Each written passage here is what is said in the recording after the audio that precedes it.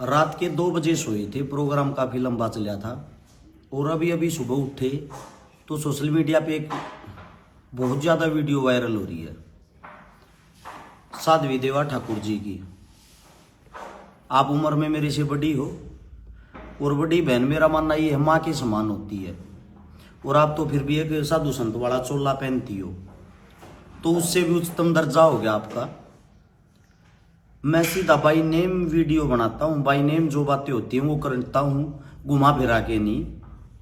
मैं आपसे इतना ही कहना चाहता हूँ, आपको नीचा दिखाने से मेरे को क्या मिल जाएगा।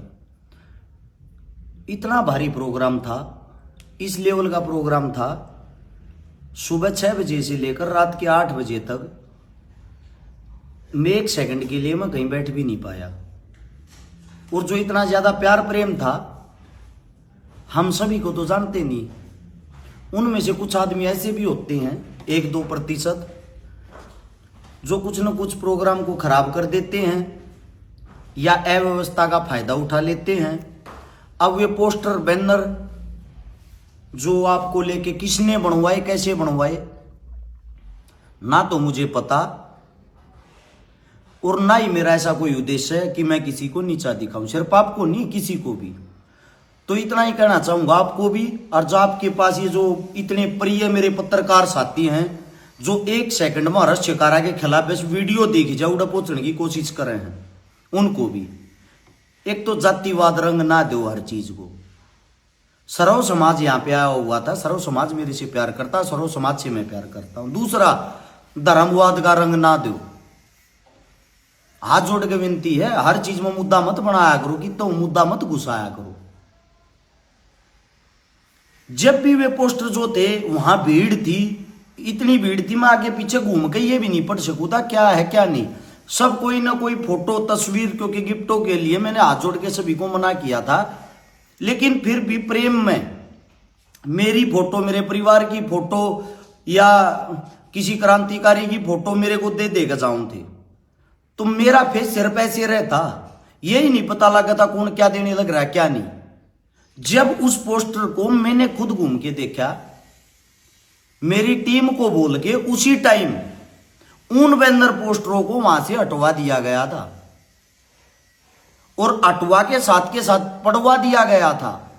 और पाड़ा भी पता किस साइड से था, जिस साइड हर्ष शिकारा छप रहा था, हर्ष शिकारा की तरफ से ही पढ़ा गया था। तो मेरे हिसाब से ये नहीं होता कि हर चीज में विरोधी करना जरूरी होता है। दूसरी बात, इतने बड़े प्रोग्राम के अंदर हम सभी इंसानों को जानते नहीं है, सभी की सोच को जानते नहीं है, सबकी विचारधारा को नहीं जानते हैं। अब क्या पता किसकी क्या विचारधारा हो, क्या विचारधारा लेके आ जाए। लेकिन मेरा प्रोग्राम एक घर के मुहूर्त को लेके था, सर्व समाज को लेके था, ना कि किसी का अपमान करने के लिए। मैं स्पेशली आपका अपमान क्यों करूंगा? ना ही तो मैं आपका दुश्मन हूं, ना ही आपका मेरा कभी कोई ऐसा आमना सामना हुआ है कि हम एक दूसरे के कट्टर शत्रु हैं।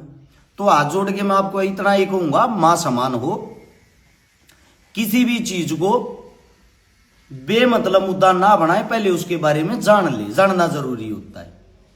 और ये बातें मैं तो अभी उठा हूं, पूरी रात सो नहीं रहे थे, कई दिन सोए हुए हो गए थे, मेरे को तो अभी पता चला है कहां से कहां क्या से क्या बातें बना दी। इतना अच्छा हरियाणा के अंदर पहली बार इतना बड़ा इतना अच्छा प्रोग्राम हुआ है, और उस प्रोग्राम में भी आप देखो, साधु कोई भी होता है वो शांत स्वभाव का होता है, शांत और संत जो होता है वही तो साधु होता है।